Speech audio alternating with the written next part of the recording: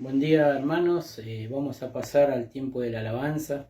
Vamos a comenzar cantando el coro que dice Somos Pueblo. Pero antes de cantar vamos a leer Primera de Pedro capítulo 2, versículo 10. Dice: Vosotros que en otro tiempo no eras pueblo, pero que ahora sois pueblo de Dios, que en otro tiempo no habíais alcanzado misericordia, pero que ahora habéis alcanzado misericordia. Qué gran privilegio pertenecer a su pueblo, y qué hermoso es saber de que hemos alcanzado la misericordia de Dios. Pero si leemos también el versículo 9, que es el que habla del coro que vamos a cantar, dice: Mas vosotros sois linaje escogido, real sacerdocio, nación santa, pueblo adquirido por Dios, para anunciar las virtudes de aquel que os llamó de las tinieblas a su luz admirable. Y acá vemos en este versículo que también la responsabilidad que tenemos, que es anunciar a Cristo, y que de eso se trata la vida del cristiano, anunciar a aquel que nos dio semejante regalo y privilegio, que es la salvación y la vida eterna. Y el coro dice: somos pueblo adquirido por Dios, nación santa, real sacerdocio, linaje escogido por Dios. Y el coro dice: para anunciar las virtudes de aquel que os llamó de la tiniebla a la luz admirable. Y ahí termina diciendo: somos los hijos de luz. Cantemos.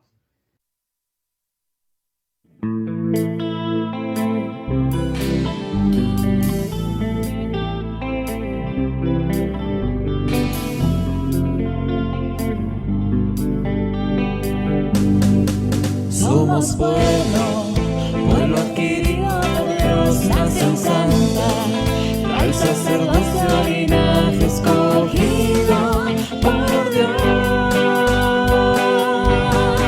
Somos pueblo adquirido por Dios, nación santa, real sacerdocio, linaje escogido por Dios.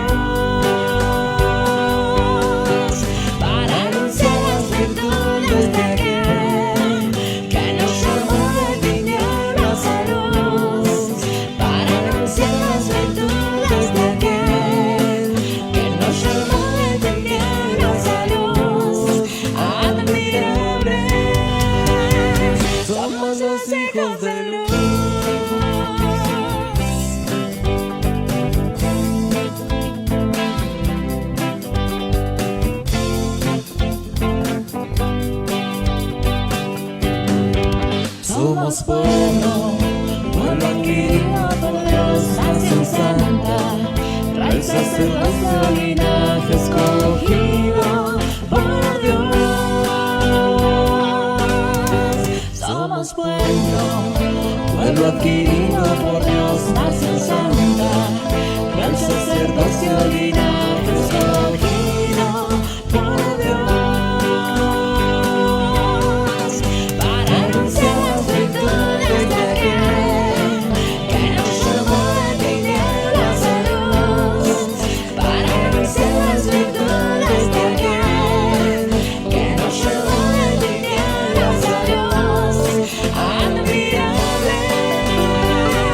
Somos los hijos de luz.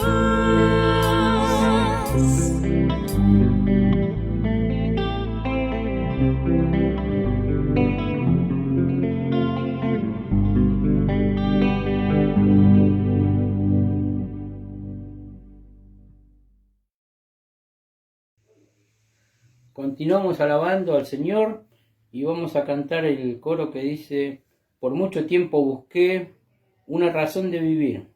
En medio de 1000 preguntas, tu amor me respondió.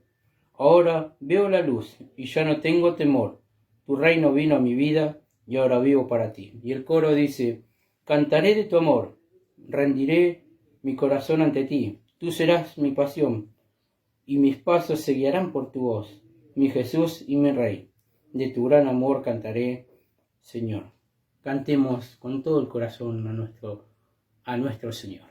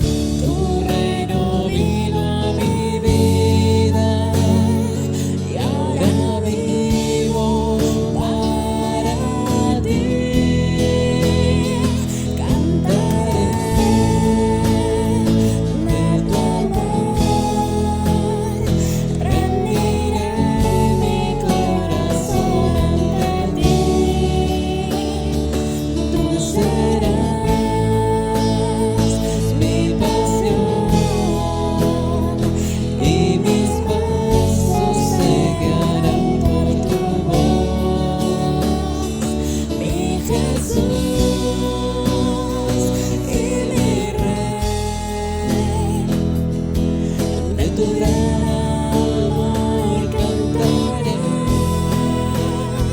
cantaré, de tu amor rendiré mi corazón ante ti. Tú serás mi pasión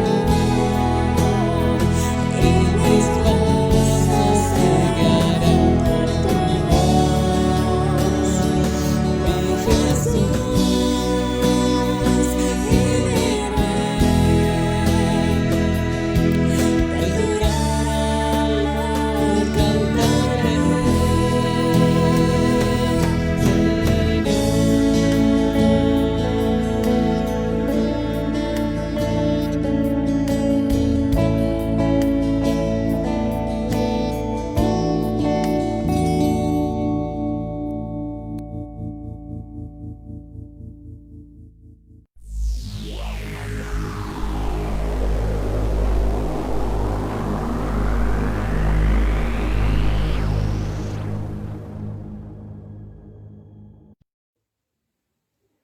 Vamos a continuar con este momento de alabanza y vamos a cantar una canción nueva que dice: mi alma estaba rota y herida, pero tu gracia la restauró.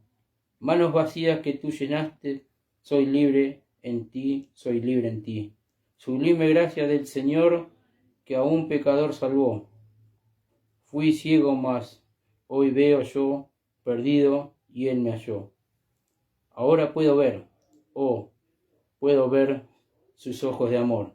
Quebrantado fue para darnos su salvación. Qué hermosa es esta canción. Y cuando vamos al libro de Juan, capítulo 8, versículo 36 en la NBI, dice: así que si el Hijo los libertara, serán ustedes verdaderamente libres, libres del pecado, libres de una condenación segura.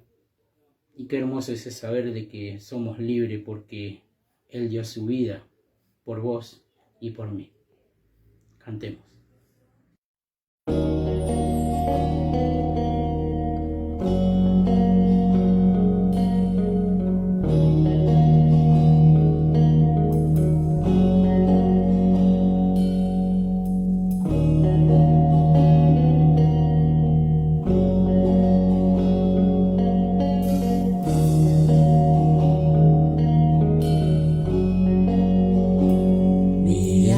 Estaba rota y herida, pero tu gracia la restauró. Manos vacías que tú llenaste, soy libre en ti, soy libre en ti. Sublime gracia del Señor que a un pecador salvó. Fui ciego, mas hoy veo yo, perdido y Él me halló. Ahora puedo ver,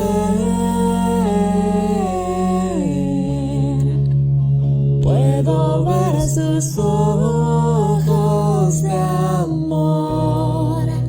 Quebrantado fue para darnos su salvación.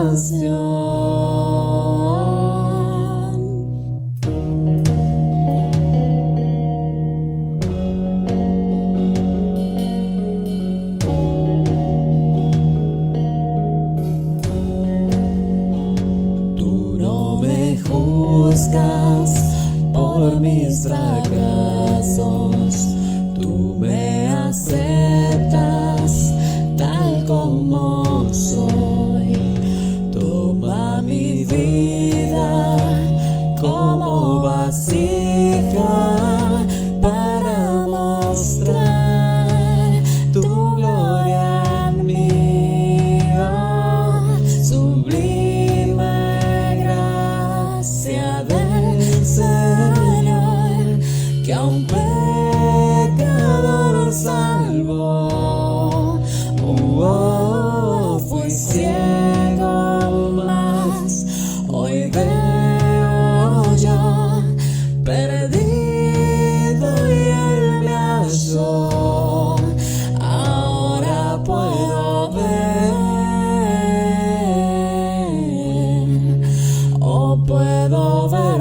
tus ojos de amor, quebrantado fue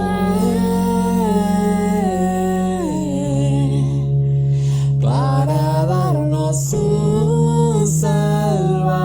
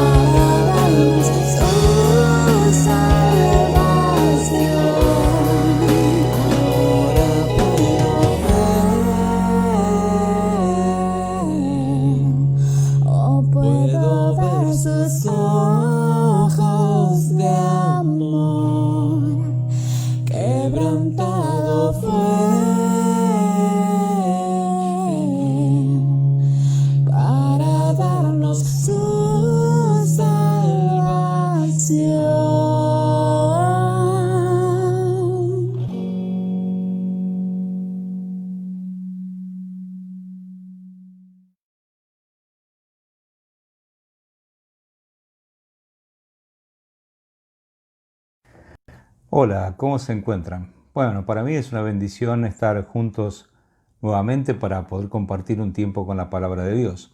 En esta ocasión quiero presentarles algo especial, es una enseñanza acerca de un tema que se llama la esperanza. Todos nosotros conocemos esa frase que dice, mientras hay vida hay esperanza.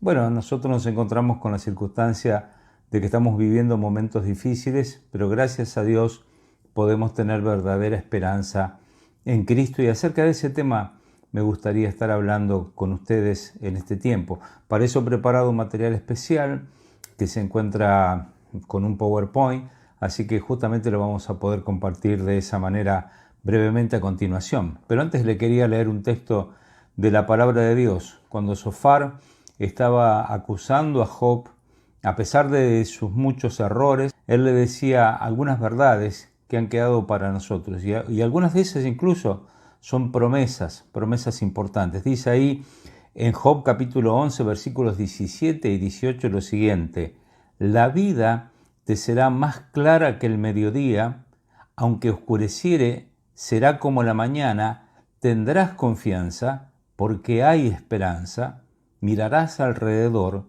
y dormirás seguro.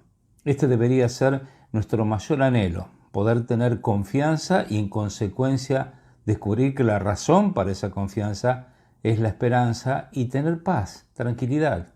Eso es lo que todos anhelamos, y acerca de eso vamos a compartir una meditación a continuación. Vamos con el tema de la esperanza y pusimos así como título fundamento, propósito y beneficios. Y necesitamos todos nosotros en este tiempo difícil hablar de la esperanza más que nunca, porque vivimos días complejos, donde la gente está un poquito, agobiada por las circunstancias que nos tocan vivir. Es interesante que hace una semana atrás salió un informe del Laboratorio de Psicología Social de la UBA, que hace una serie de estudios que son de tipo encuestas, y ante 3.600 y algo de casos, ellos preguntaron a las personas diferentes cosas, y entre ellas le preguntaron que pudieran definir con una palabra cómo se sentían en este momento, en particular en referencia a lo que estamos viviendo, tiempo de cuarentena, pandemia, etc. La palabra más mencionada fue la palabra hartazgo. Hace unos meses atrás, un par de meses atrás, la palabra más mencionada era la palabra incertidumbre, que ahora está entre las máximas también ahí, en mayor cantidad de menciones. También la palabra cansancio, angustia, ansiedad, depresión, tristeza, agotamiento. También aparece tranquilidad, aparece la palabra esperanza para algunos, preocupación para otros, desanimado para otros, paciencia para otros, aburrimiento. Hay muchísimas palabras que están mostrando que la gente, en su gran mayoría, algunos mencionan bronca, resignación, la gran mayoría está sintiendo un estado de desesperanza y preocupación. Están realmente absortos por lo que están viviendo y en muchos casos no tienen respuesta. Están preocupados por la salud, están preocupados por la economía, están preocupados por muchísimas cosas y obviamente pierden de vista el concepto de la esperanza porque parece que no vieran la luz al final del túnel. Pero nosotros tenemos que ver que ese no es un problema nuevo. Ese es el estado común de la humanidad. Lo único que hace esta pandemia y la cuarentena es reflejar lo que hay en el corazón de los seres humanos. Básicamente está abriendo el corazón y mostrándonos bajo una crisis cómo se vive o cómo vive el ser humano. Y así en el libro de Job, capítulo 7, versículos 1 al 6, Job describe de una manera muy particular cómo se sentía él. Y es interesante que la manera en que él se sentía bajo las pruebas, bajo la opresión, bajo el dolor, bajo la pérdida, se asemeja mucho a cómo se siente mucha gente en el día de hoy. Él decía, nuestra vida en este mundo es de duro trabajo, nuestros días son como los de un jornalero, somos como los esclavos, solo queremos descansar, parecemos asalariados, solo queremos que nos paguen, pero en mi caso, ¿qué me ha tocado?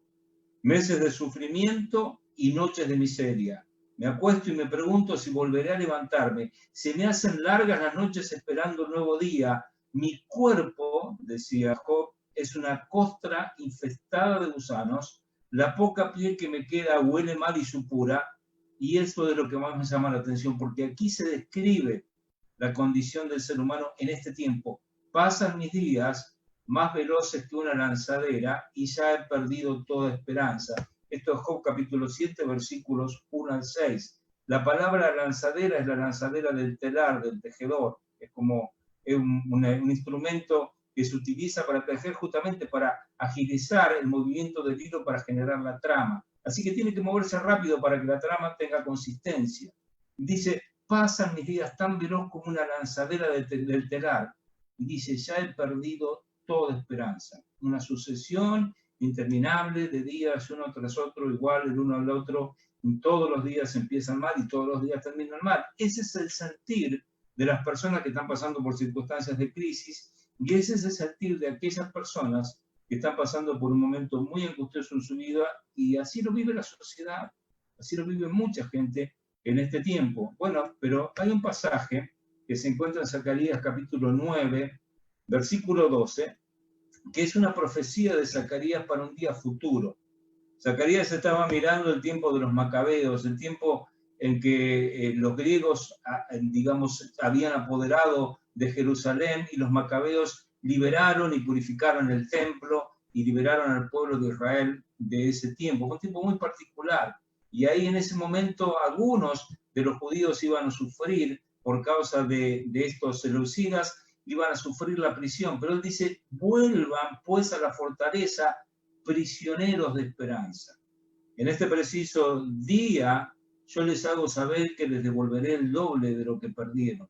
Y define a aquellos futuros prisioneros como prisioneros no de la desesperanza, la angustia, el dolor, o la miseria, o el problema, o la crisis, sino prisioneros de esperanza. Nosotros no estamos en una situación de desesperanza, por el contrario, tenemos la posibilidad, por medio de Cristo, de tener esperanza y poder enfrentar la vida no como prisioneros del dolor y la angustia, sino aferrarnos a la esperanza para en ella tener verdadera libertad. Pero La pregunta que vale hacernos es, ¿qué es la esperanza entonces? Vamos a preguntar esta misma pregunta 2 veces en esta noche. La primera vez vamos a tratar de dar una definición del diccionario Webster que dice así: la esperanza es el deseo acompañado por la expectativa o la creencia en el cumplimiento. Es desear con expectativa de obtener. Es esperar con confianza. Esta esperanza tiene la expectativa de que se va a cumplir aquello que nosotros estamos esperando. Tenemos la expectativa de que vamos a tener el objetivo de nuestra fe, aquello en lo cual descansamos. También tiene que ver con lo invisible y lo futuro, porque justamente la esperanza se proyecta hacia el futuro y describe la feliz anticipación del bien. Por eso, obviamente, nos permite tener una perspectiva del día de mañana de una manera más venturosa de lo que podríamos ver, independientemente si miráramos las circunstancias que estamos en el presente. Alguien escribió con respecto a la Segunda Guerra Mundial y París, que si uno pensaba en el día de mañana, con esos días donde estaban en medio de la guerra y la ocupación alemana, dice, no querían levantarse el día siguiente. Así que tenían que levantarse cada día en medio de la guerra con esperanza, teniendo la confianza de que ese iba a ser el último día de la ocupación, ese iba a ser el último día de la guerra. Y pasaron muchos días hasta que eso se cumplió. Esa es la esperanza. Ahora, ¿cuál es la base sobre la que descansa la esperanza cristiana? ¿Cuál es la base sobre la cual descansa nuestra esperanza? Colosenses capítulo 1, versículo 27 dice, Cristo en vosotros, la esperanza de gloria. Cristo es suficiente motivo para que nosotros tengamos esperanza, porque Cristo es el dador de la esperanza, porque en Él tenemos vida y vida en abundancia. Ahora volvemos a preguntarnos nuevamente, ¿qué es la esperanza? Y buscamos otra definición. Y aquí voy a mencionar la definición de un conocido autor, Charles Swindoll, que él en un libro que se llama justamente La Esperanza, presenta la esperanza de una manera muy particular, que quiero compartir con ustedes, y obviamente lo cito para que se sepa que no es una idea mía esto, sino que son las palabras de un autor. Y él dice así, la esperanza es un maravilloso regalo de Dios, una fuente de fortaleza y ánimo frente a las pruebas más duras de la vida. Y aquí comienza a describir Swindoll la esperanza. Dice, cuando estamos atrapados en un túnel de miseria, la esperanza nos señala la luz al final. Cuando estamos atareados y exhaustos, la esperanza nos da energía fresca. Cuando estamos desalentados, la esperanza eleva nuestros espíritus. Cuando somos tentados a rendirnos, la esperanza nos mantiene firmes. Cuando perdemos nuestro camino y la confusión empaña el destino, la esperanza ensombrece el borde del pánico. Cuando luchamos con una enfermedad que nos incapacita o una dolencia continua, la esperanza nos ayuda a perseverar más allá del dolor. Cuando tememos lo peor, la esperanza nos recuerda que Dios todavía tiene el control. Cuando tenemos que soportar las consecuencias de malas decisiones, la esperanza alimenta nuestra recuperación. Cuando estamos desempleados, la esperanza nos dice que aún tenemos un futuro. Cuando nos vemos forzados a sentarnos y esperar, la esperanza nos da paciencia para confiar. Cuando nos sentimos rechazados y abandonados, la esperanza nos recuerda que no estamos solos. Y cuando le damos el último adiós a alguien que amamos, la esperanza en la vida eterna supera nuestra pena.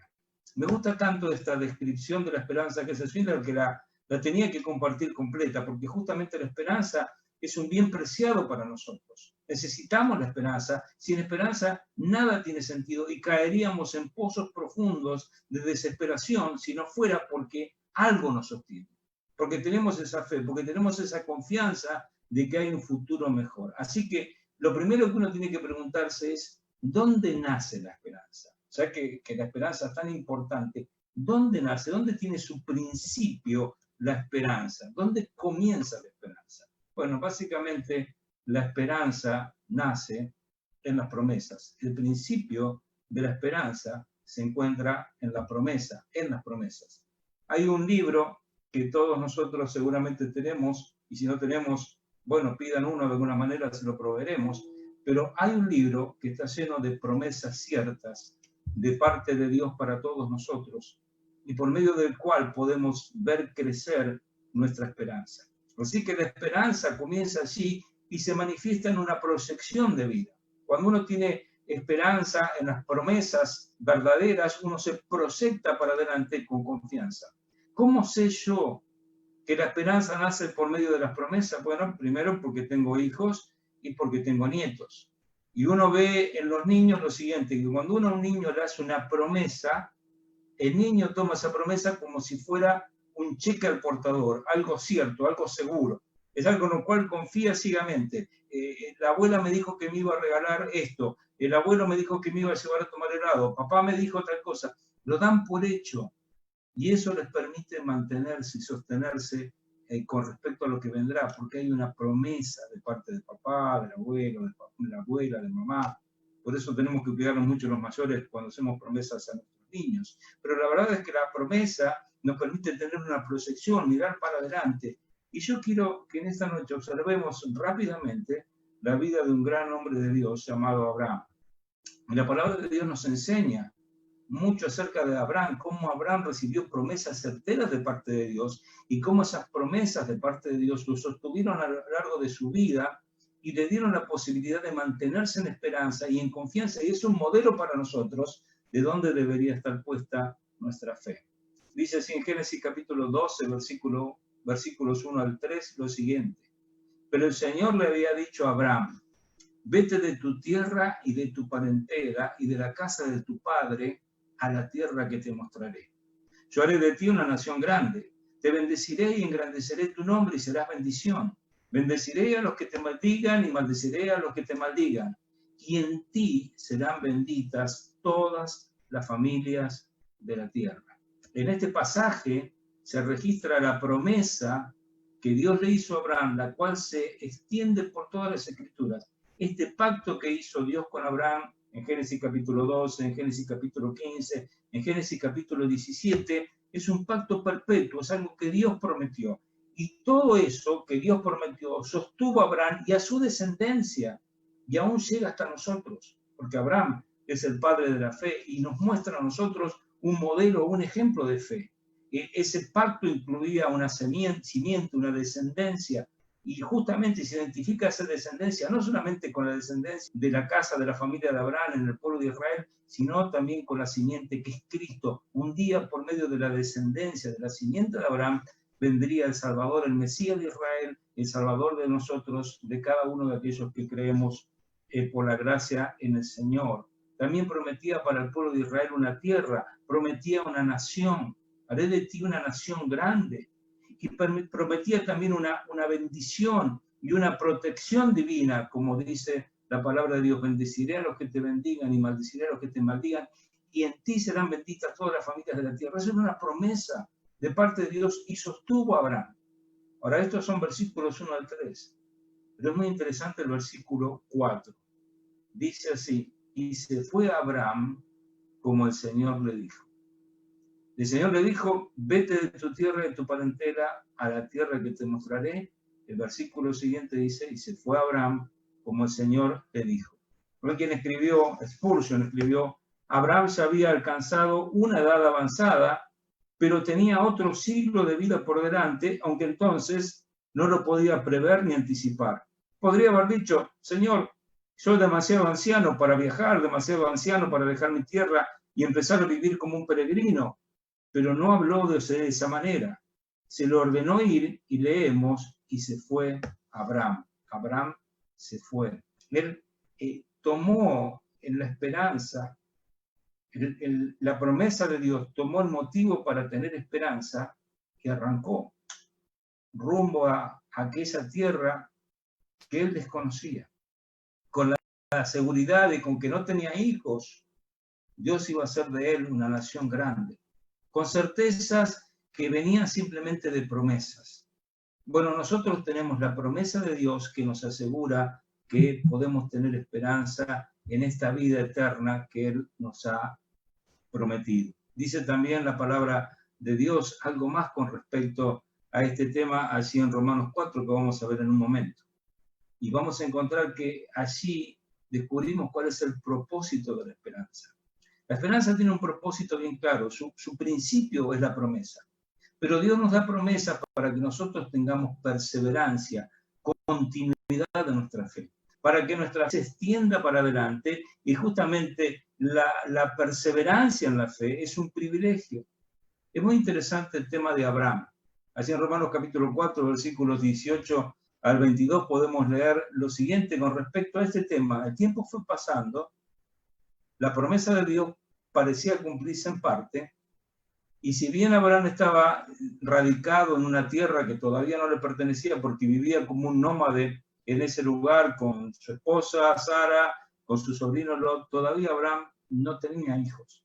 Así que la posibilidad de que él pudiera ser el padre de una nación se iba desmembrando, iba desapareciendo. Pero dice Romanos capítulo 4, versículos 18 al 22 lo siguiente: él creyó en esperanza contra esperanza para llegar a ser padre de muchas gentes, conforme a lo que se le había dicho, así será tu descendencia. Y no se debilitó en la fe al considerar su cuerpo, que estaba ya como muerto, siendo de casi 100 años, o la esterilidad de la matriz de Sara. Tampoco dudó por incredulidad de la promesa de Dios, sino que se fortaleció en fe, dando gloria a Dios, plenamente convencido de que era tan solo para hacer todo lo que había prometido, por lo cual también su fe le fue contada por justicia. ¿Quién era poderoso para hacer todo lo que le había prometido? Abraham, no, él no era poderoso, sino Dios. Él tuvo que creer en esperanza contra esperanza. Juan Crisóstomo lo explicó de esta manera: contra la esperanza humana, en la esperanza de Dios. Juan Wesley lo expresó en un himno: en la esperanza contra toda esperanza humana, desesperado por sí mismo creo. La fe poderosa, la promesa ve, y solo mira eso, se ríe de imposibilidades y clama, se hará. Eso decía Wesley. Esperanza contra esperanza. ¿Qué significa exactamente esto? Bueno, nosotros recordamos que Abraham era un hombre de casi 100 años. Y a pesar de ser un hombre tan viejo, este no era solamente su problema para poder tener un hijo, sino el hecho también de que estaba casado con una mujer, de que por muchísimos años hasta ese punto no solamente era una anciana, sino que era una mujer estéril y que tampoco podía tener hijos de manera natural de ninguna forma. Así que a ella había pasado la edad de las mujeres de tener hijos y al mismo tiempo toda su vida había sido estéril. Así que aquí encontramos un hombre físicamente imposibilitado para tener un hijo, casado con una mujer físicamente imposibilitada también. Así que en ese punto tuvo que luchar en esperanza contra esperanza. ¿Qué significa esto? ¿Yo voy a poner mi esperanza en mi débil capacidad o voy a poner mi esperanza en la capacidad de Dios? Dice que él no se debilitó en la fe al considerar su cuerpo que ya estaba como muerto, o la esterilidad de la matriz de Sara. Cuando él observó su realidad física, dijo: en mí no hay esperanza. Si depende de mí o depende de mi esposa, no va a haber nación, no va a haber descendencia, no va a haber hijos. Así que la promesa es imposible que se cumpla, pero dice el texto también que tampoco dudó por incredulidad de ¿qué cosa? De la promesa de Dios, sino que se fortaleció en fe, dando gloria a Dios. Él confió que Dios podía hacer de manera milagrosa que un hombre anciano y una mujer anciana y estéril tuvieran un hijo, fuera del tiempo, fuera de toda probabilidad, porque eso no se dependía de su capacidad, porque su capacidad era, dice, él estaba casi muerto ya, era un hombre de 100 años, no podía ser, pero Dios sí lo podía hacer. No hay nada imposible para Dios. Eso es lo que ellos descubrieron. Así que cuando uno ponemos en contraparte nuestra esperanza, nuestra propia capacidad, con la esperanza en la capacidad de Dios, obviamente nuestra capacidad, cuando está limitada, está perdida, está derrotada, sobresale la capacidad de Dios para darnos el resultado. Por eso el apóstol Pablo decía que podía encontrar fortaleza en la debilidad. Y cuando más débil era, más fuerte se transformaba. ¿Por qué? Porque no depende de nuestra capacidad, depende de la capacidad de Dios. Y él dice que podía descansar en la promesa de Dios, podía estar seguro, no dudó por la incredulidad de la promesa de Dios, porque realmente El hecho de que él tuviera un hijo no dependía de sus propias fuerzas, ni su propia capacidad, ni lo que él era como humano, sino de que Dios había hecho una promesa y Dios no iba a faltar su palabra a esa promesa. Ese es el propósito de la esperanza. Dios nos da esperanza para que nosotros perseveremos en la fe, y esto es un privilegio realmente, pero algo más. ¿Cómo progresa la esperanza? ¿Cómo la esperanza avanza? ¿Cómo uno logra caminar en esperanza? Bueno, esto es algo que se logra con la práctica. Realmente hay un punto en la vida donde nosotros tenemos que decidir si vamos a confiar en Dios o no. Si realmente vamos a estar confiando en Dios o vamos a estar confiando en nuestras ideas, en nuestras fuerzas, en nuestras capacidades, en nuestros planes, en nuestras cosas. ¿Cómo seré salvo yo? ¿En base a mis capacidades, en base a mis buenas obras? ¿Cómo podré yo tener seguridad de que un día iré al cielo? ¿Porque tengo buenas ideas? ¿Porque me porto bien? ¿De qué depende que yo pueda estar firme ante las adversidades más grandes de la vida? Bueno, esto se logra practicando la fe, viviendo la fe. Para eso se necesita verdadera pasión, compromiso con aquellas promesas que Dios nos ha dado, porque al comprometernos con las promesas y creer las promesas de Dios, estamos básicamente creyéndole a Dios. Y si yo le creo a Dios, Dios se hace cargo del resto. Y esa es la seguridad que podemos tener.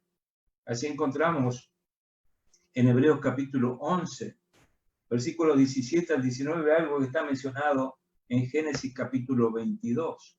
Y está hablando así de esa gran galería de la fe y pone como ejemplo este punto de la vida de Abraham. Habían pasado unos años desde que Dios hizo el milagro de darle un hijo llamado Isaac, posiblemente 14, 15 años. Isaac era un jovencito y en un punto Dios le dice a Abraham, lo que quiero es que tomes a tu hijo, lo lleves al monte y lo sacrifiques, que lo mates. Quiero que hagas eso. Ahora, Dios le había hecho una promesa a Abraham de que él iba a ver una nación de su descendencia. Después de muchísimos años, después de muchísimo tiempo, contra todas las probabilidades, Dios le había dado un hijo de Sara, le pusieron un nombre a Isaac porque justamente significa risa, porque a Sara le dio risa. ¿Cómo puede ser que yo, una mujer anciana, tenga en este momento un hijo? Era una locura. Pero a pesar de eso, ese niño nació, creció, se fue desarrollando, y cuando él llega a ser un jovencito, ya dentro de la concepción de ese momento, ya casi una persona adulta para esa manera de ver la vida, Dios le dice, bueno, ahora quiero que lo mates. Así que la palabra de Dios nos dice, por la fe Abraham, cuando fue probado, ofreció a Isaac, y el que había recibido las promesas ofrecía a su unigénito, habiéndosele dicho, en Isaac te será llamada descendencia. Y esto es lo interesante, pensando que Dios es poderoso para levantar aún de entre los muertos, de donde en sentido figurado también le volvió a recibir. Ahora, Dios le había dicho, Isaac es la descendencia. Isaac es la promesa. A partir de Isaac nacerán todos aquellos que serán tus futuros, parte de esa familia, parte de ese pueblo, tus nietos, tus bisnietos, tus tataranietos y todos los que vendrán después, que formarán un gran pueblo, esa gran nación que te prometí. A partir de Isaac, Isaac es la promesa. Y Dios le está diciendo, bueno, ahora lo que necesito es que lo mates. Esto no tiene sentido desde el punto de vista humano. Así que Abraham pensó una cosa y tomó un paso de fe muy grande. Dijo, si Dios me dice que mate a Isaac, y él hizo una promesa de que Isaac iba a ser el padre de la descendencia, mi posteridad, entonces si yo lo mato, Dios lo va a resucitar. Y dice, Él es poderoso para levantarlo entre los muertos, Dios no va a faltar a su promesa, yo sigo confiando en Él.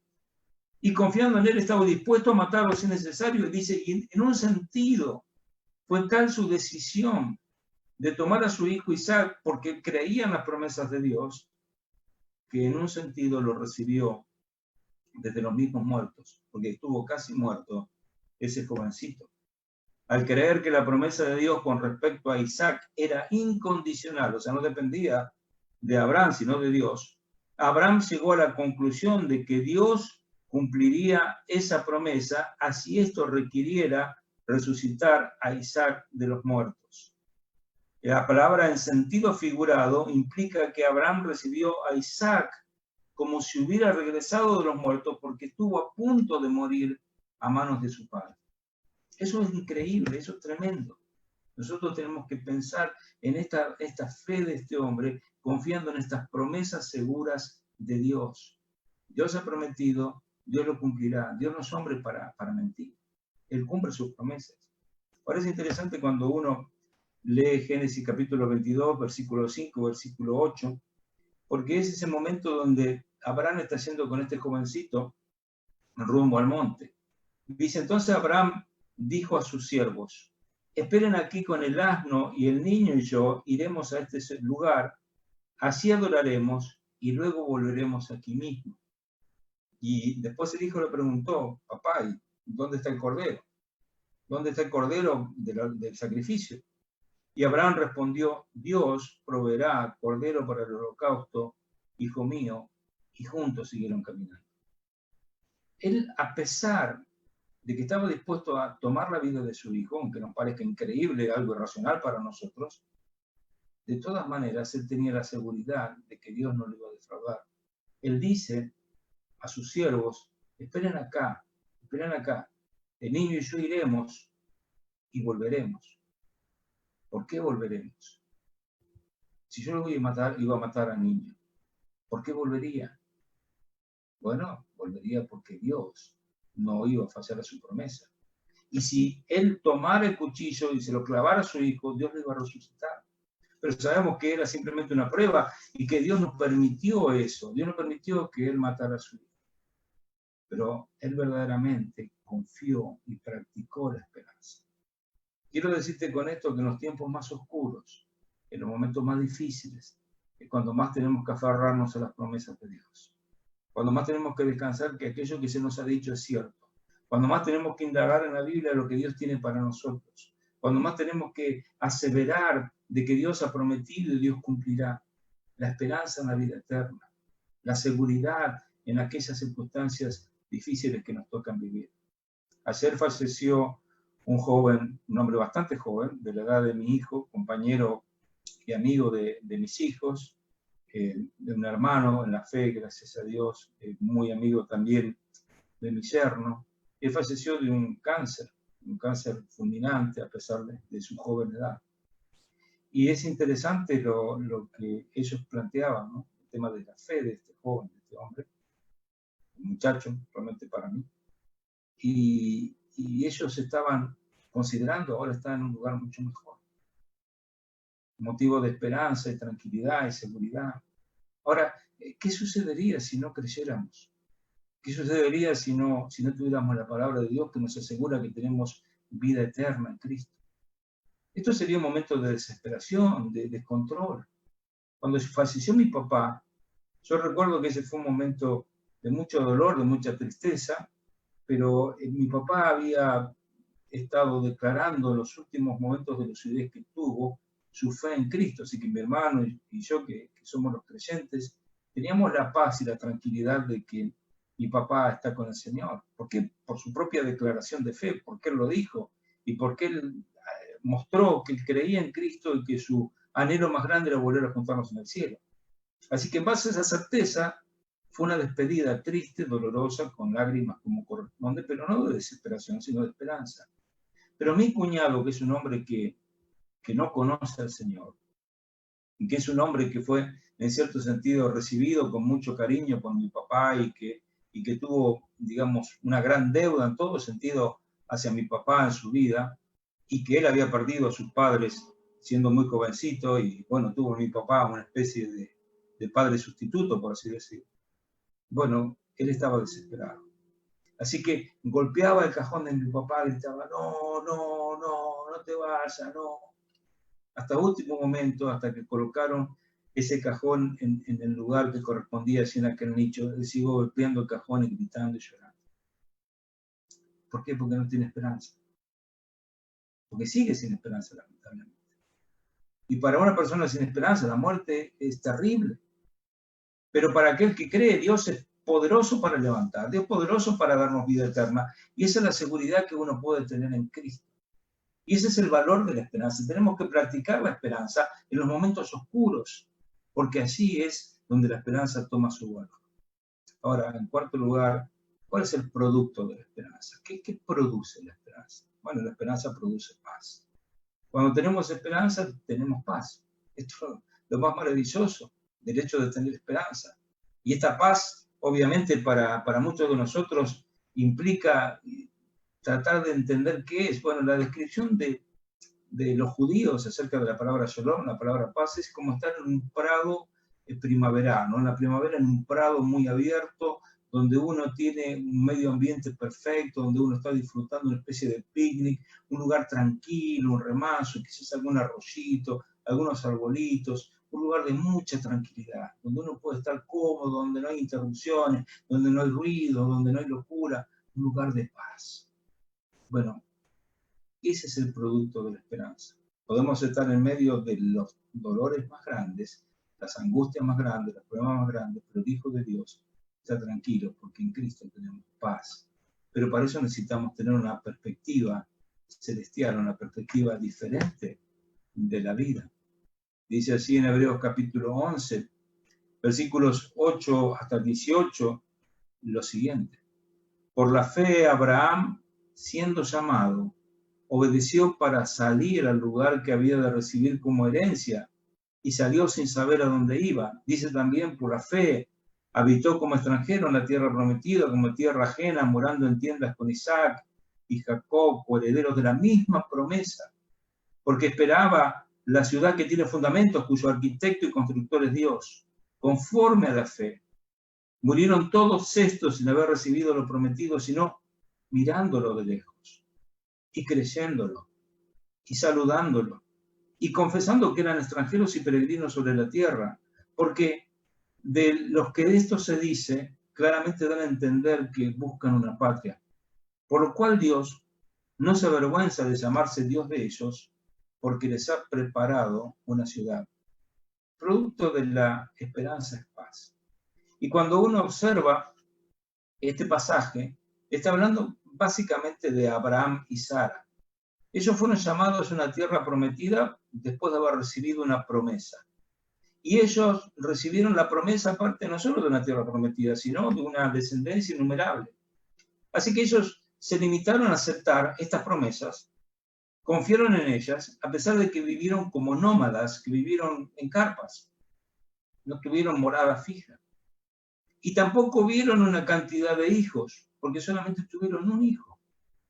Así que lo que ellos recibieron no parecía estar de acuerdo con la promesa, pero seguían confiando en las promesas, seguían descansando en las promesas. Es interesante lo que dice el pastor John MacArthur en referencia a este pasaje.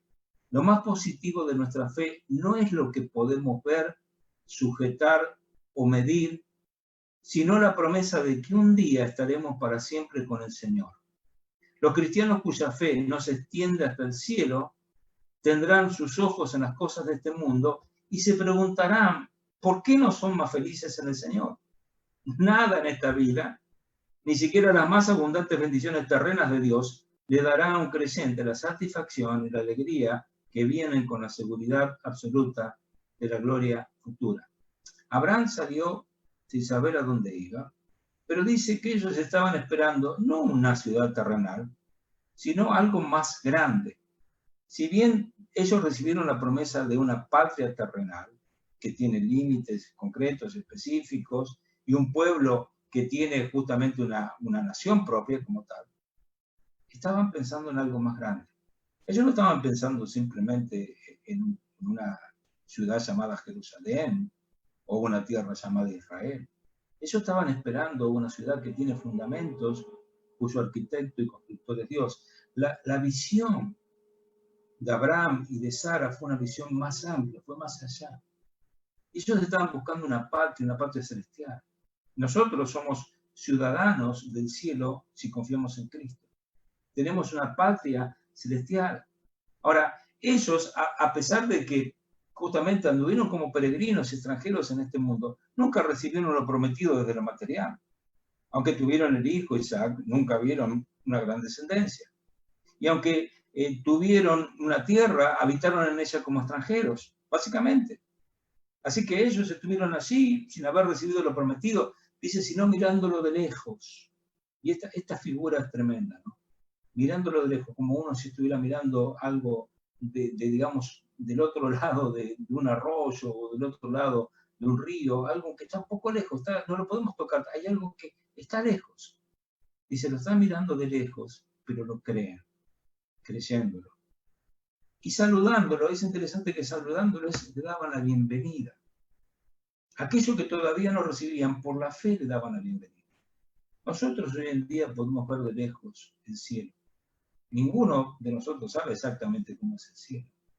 Pero lo podemos ver de lejos y le damos la bienvenida al cielo. Tenemos la seguridad de que la muerte no es el fin, podemos confiar en Dios y lo saludamos. Y confesamos, como Abraham y Sara, que somos extranjeros y peregrinos en la tierra. Ahora, esto que dice acá es tremendo.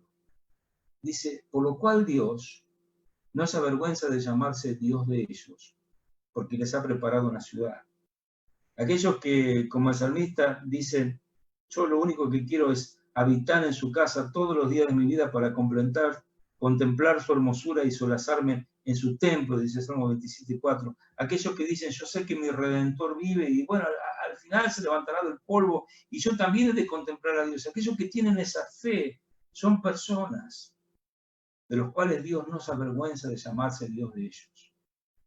Esto es tremendo, es una declaración tremenda que nos hace pensar en aquel pasaje de 1 Samuel capítulo 2, versículo 30. Por esto, el Señor Dios de Israel dice, yo prometí que tu familia y los descendientes de tu padre estarían siempre a mi servicio. Pero hoy te digo que esto se acabó porque yo honro a los que me honran y humillo a los que me desprecian. Dios dice, yo honro a los que me honran. Dios no se avergüenza de llamarse Dios de aquellos que creen que Dios es nuestro Dios. Y lo interesante no es que yo lo considere mi Dios, sino que Él me considere su hijo. Lo increíble es esto, que Dios haya dado el paso para poder redimirme, perdonarme, darme la esperanza. Dios lo hizo. Y no se avergüenza de que yo sea su hijo. Pero ahora quiero que pensemos, y terminando, dos pasajes más, ¿no? Romanos capítulo 8, versículos 24 y 25 dice, porque en esperanza fuimos salvos. Pero la esperanza que se ve no es esperanza. Porque lo que alguno ve hay que esperarlo, pero si esperamos lo que no vemos con paciencia, lo aguardamos. ¿Se acuerdan de Tomás? Tomás no estaba la noche que el Señor Jesucristo apareció junto a los discípulos y les dijo, pasa a vosotros. Así que él dudó y él decía, no puede ser que él haya resucitado, yo no lo veo y no meto mi mano en su costado o mi dedo en su clavo, la marca de su clavo, yo no voy a creer. Así que el Señor Jesucristo apareció. Y Tomás se postró y dijo, Señor mío, Dios mío. Y el Señor dijo, bienaventurado Tomás, porque me has visto y creíste, pero bienaventurados los que no vieron y creyeron. Y esos somos nosotros, los que no vimos y creemos. En esperanza fuimos salvos. ¿En esperanza de qué? De que Cristo cuando murió en la cruz murió en mi lugar. De que Cristo murió por mi pecado. Y de que a pesar de que yo soy una persona pecadora, que no lo merezco, Él me ofrece perdón. Y eso es una esperanza de que un día voy a ir al cielo. En esperanza fui salvo. Pero la esperanza que se ve no es esperanza. Si yo lo tuviera a Cristo delante mío sería fácil. Si se abrieran los cielos en este momento y Dios se revelara sería fácil. Pero la fe es un regalo de Dios para que nosotros podamos confiar en Él a pesar de que no vemos. Así que si alguno viera alguna cosa, ¿para qué lo estaríamos esperando? Pero esperamos lo que no vemos. Y con paciencia lo guardamos. ¿Por qué? Porque como dice 1 Pedro capítulo 1, versículo 3, bendito el Dios y Padre de nuestro Señor Jesucristo, que según su grande misericordia nos hizo renacer para una esperanza viva por la resurrección de Jesucristo entre los muertos. El Evangelio es Cristo murió por nuestros pecados, fue sepultado y al tercer día resucitó conforme a las Escrituras. Cristo murió por mis pecados y fue a una tumba, pero Él se levantó de esa tumba y por causa de su resurrección tenemos seguridad, vida eterna y esperanza. Y dice la palabra que tenemos una esperanza viva. ¿Por qué? Porque creemos en un Dios vivo. Y en esa seguridad nosotros podemos caminar. Básicamente este es el tema de la esperanza como introducción. Podríamos hablar muchísimo más y seguramente no nos alcanzaría tiempo, pero vamos a orar ahora para pedir que Dios esté utilizando su palabra y podamos animarnos a vivir y andar en esperanza, con la seguridad, como tuvo Abraham, de que las promesas de Dios son inalterables, no cambian, y que lo que Dios ha prometido, Él lo habrá de cumplir. Y con esa seguridad marchamos, porque Dios es nuestro Redentor, nuestro Salvador, nos ama y tiene su plan para nuestra vida.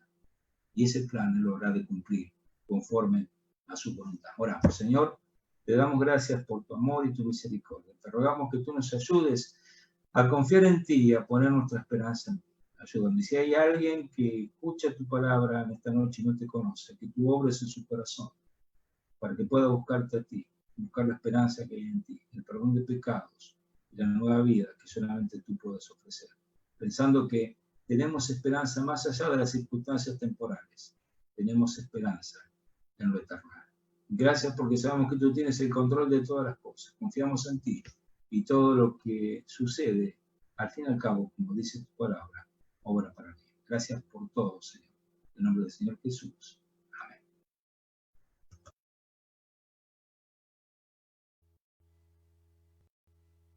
Amén.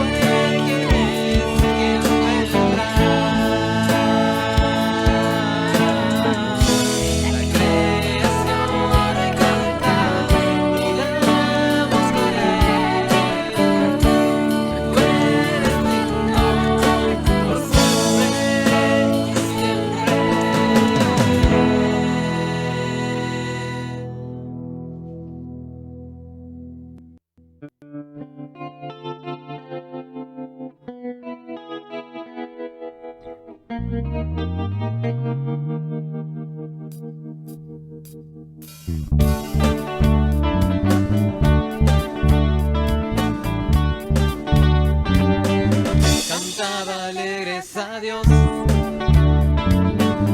habitantes de la tierra,